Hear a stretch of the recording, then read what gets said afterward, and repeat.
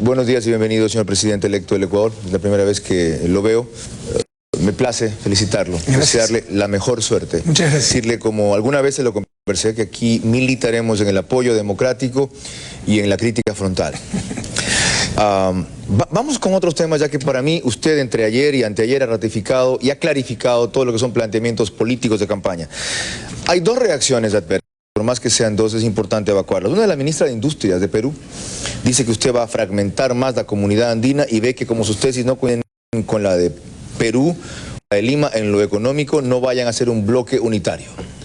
Bueno, no conozco estas declaraciones, primera vez que me entero de ellas, sería terrible. Las oí por si acaso. Ya sería terrible si una ministra del Perú se permite hacer esa clase de declaraciones, pero como no las he escuchado, prefiero no comentarlas todavía, Carlos. Hay otro analista de la que fue ayer antes de la entrevista suya con Patricia Yaniot en la emisión vespertina, que va en cambio en la corriente de muchos analistas de ese tipo financiero de Nueva York, que llegaron inclusive a expresar el temor en función del apoyo que usted dio al tema de la OXI, de que vayan a haber confiscación de bienes en empresas privadas nacionales, y criticó una interpretación que dio en palabras del domingo, de que ahora estemos buscando financiamiento y créditos de Venezuela. Dijo que eso no sería una alternativa muy confiable.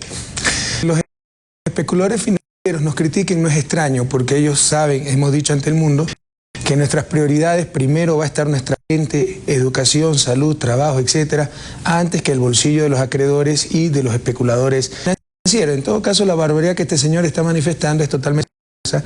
Recuerde que los únicos que han confiscado, así en el estricto sentido, bienes fueron los banqueros y los propios especuladores financieros con el congelamiento bancario en el año 99. Ahora remitámonos a sus palabras, no a las de otros.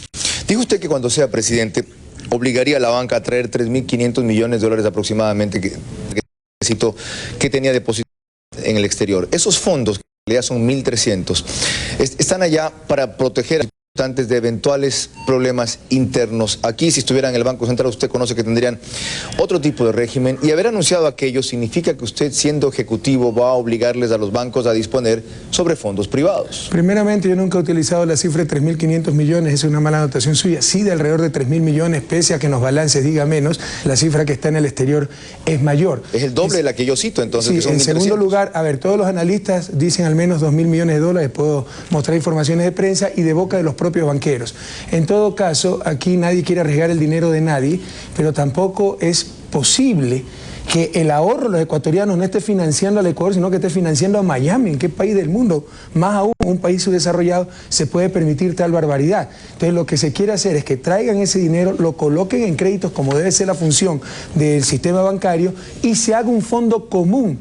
Hay estudios del propio Banco Mundial que dice que si los bancos se pusieran de acuerdo y tuvieran un fondo común, lo que se llama pooling reserves en inglés, con 800 millones de dólares tendrían la misma seguridad que con esos 2.000 millones de dólares fuera del país. ¿Cómo va a ser para que traigan ese dinero? ¿Va a ser reforma legal? La ley de instituciones ¿O va a ser creación de confianza? Que ponga un máximo de depósitos que pueden enviar afuera. Pero, por favor, Carlos, esto es lo elemental. Un país que, por otro lado, nos quieren poner de rodillas para que venga la inversión extranjera, que no es otra cosa que ahorro extranjero para nacional, la banca manda a Miami la plata. Estamos financiando al extranjero. Eso no puede ser aceptado. A los auténticos inversionistas, ¿cómo los va a estimular? Usted mismo ha visto que en los últimos meses, a pesar de las circunstancias de este gobierno, algunos se han atimado a pequeñas y grandes inversiones. La Cemento Nacional, 20 millones de dólares más, estos españoles de Posorja, 240. Usted apoyó lo de Manta, que son 513 menos lo que pone el Estado, cerca de 470 millones de dólares que harán ahí los de la Hutchinson. ¿Cómo hacer para que esa corte se incremente en su periodo, no solamente se mantenga en esos índices bajos? Paradójicamente, en medio de una campaña electoral muy dura, muy polarizada, vinieron grandes inversiones. ¿Qué le demuestra eso? Que los verdaderos inversionistas, los que vienen a crear empresas, no los que vienen a especular, no los que compran bonos, los que ponen plata en los bancos y cuando el país estornuda sacan esa plata y acaba dándole pulmonía al país, sino los que vienen a poner la industria, a construir la planta, es decir, a arriesgar, a vivir junto al país. Esa gente, cuando encuentra rentables, cuando encuentra honestidad en el gobierno, cuando encuentra políticas claras, no cuando encuentra un país buen al Fondo Monetario Internacional. Y es esa inversión extranjera directa la que no la inversión especulativa. De paso, la inversión especulativa, aquella que venía por depósito plazo de 90 días y luego se iba, ya, sobre todo a partir de la dolarización. Sí, pero hay otra clase de inversión especulativa, por ejemplo, con las altas tasas de interés de nuestros bancos, plata en los bancos, ¿verdad? De ciertas operaciones financieras, no necesariamente depósitos en bancos, y cuando el país está medio mal, sacan la plata. Ya, a propósito del tema bancario, Gaby le tiene unas inquietudes adicionales y sobre ellas retomaré yo otras, luego que se derivan a la cuestión política. Cuando volvamos con Rafael Correa, presidente electo de la República del Ecuador, reconocido por todo el mundo, menos por el perdedor. Son 7:17 en Contacto Directo. Carlos, gracias, economista. Buenos días y felicitaciones. Muchas gracias, Gabriela. ¿Usted aplicaría la ley Febres-Cordero en suspenso para aumentar el crédito productivo, para seguir en el tema bancario que estaba con Carlos? Como siempre, Gabriela, la ley Febres-Cordero tiene aspectos positivos, pero tiene las trampas características de las leyes que vienen de este señor para perjudicar a ciertos enemigos personales. Pero hay tres conceptos al menos rescatables de esa ley. La necesidad de bajar tasas de interés y eliminar comisiones, que no lo va a hacer el propio sistema bancario, no es un mercado competitivo, es un mercado oligopólico, no hay nada que lo obligue a reducir tasas de interés, entonces tiene que haber regulación en ese sentido. Segundo, que se asigne mejor el crédito, no puede ser que el 80% del crédito esté concentrado en consumo personal, vehículos, etcétera, y grandes importaciones, ¿verdad? Tercero, que se traiga parte de esos depósitos que se tienen en el extranjero, eso es obvio. El deber del mercado financiero, el objetivo social del mercado financiero, no es hacer multimillonarios a los banqueros, es asignar adecuadamente el ahorro que genera una sociedad. Y la sociedad tiene el derecho y el deber de regular ese mercado si no está cumpliendo con su fin social.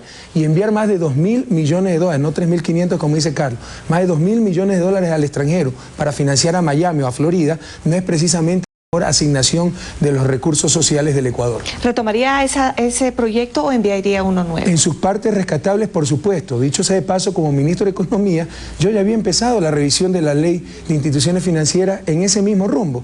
Y qué coincidencia, 2 semanas después de que designé el consultor para modificar la ley de instituciones financieras, tuve que salir del cargo. En otro tema, ¿cómo recibir la felicitación de la embajadora de Estados Unidos?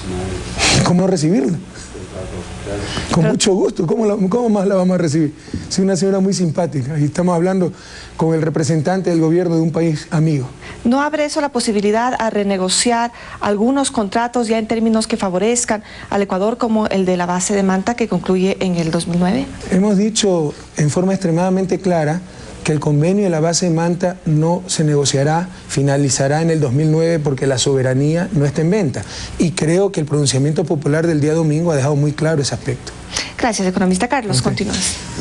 Para seguir en lo de Gabriela con 2 o 3 cosas. Primero, hubo a propósito ya una reacción de un oficial del Departamento de Estado para América Latina, se me va el nombre, que decía que el nivel de las relaciones con su gobierno serán tan buenas como lo sea el respeto del régimen de Correa a la inversión extranjera, a los tratados internacionales y a las empresas privadas norteamericanas. Maravilloso, entonces quiere decir que las relaciones van a ser extraordinarias, pero Ecuador también le dice a ese funcionario, al gobierno de Estados Unidos, que las relaciones con Estados Unidos serán tan buenas mientras se respete la ley ecuatoriana, la soberanía y dignidad del país. Lo segundo, la cifra de $1.300 que yo cité, usted cuestiona, me la dio el presidente de la Asociación de Bancos Privados. Está claro que usted estima el monto en 2.000 y lo que antes dijo era 3.000 y no 3.500 sobre fondos de bancos ecuatorianos en el extranjero. Carlos, perdóneme, eso varía un poco. En todo caso, si usted cree en los balances de los bancos, con todo respeto, yo le puedo mostrar declaraciones a los propios banqueros que estiman en por lo menos 2.000 millones la plata que tienen afuera. Aclarado el punto.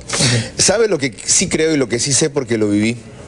No en su campaña, en la única en la que me metí con Durán Ballén, que al día siguiente uno gana las elecciones pierde el poder. Felizmente, oficialmente, usted no ganó la primera vuelta, porque si no se le hubieran sumado todos los aulones financistas y boicoteadores.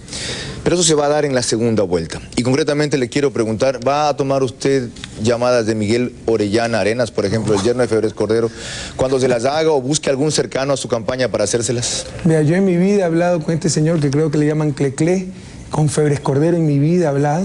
Entonces, tenga la seguridad que este es un gobierno diferente, estamos haciendo una nueva historia, no perdamos la esperanza. Así como usted es una buena persona, acá hay buenas personas, así como usted es una persona de manos limpias, acá hay gente de manos limpias, que no aceptaremos estas ratas que tanto daño han hecho al país. ¿Va a hacer una gira por otros países antes de posesionarse? Recién hoy día nos vamos a reunir con el buró de campaña o ya no de campaña, sería el buró político, para definir la agenda en los próximos días. Nos preparamos y concentramos tanto para el día D que no pusimos agenda para el día después del día D. ¿Otros nombres en los que haya pensado para su gabinete más allá de los que ya ratificó? A su debido tiempo los conocerán. ¿Cuándo es eso?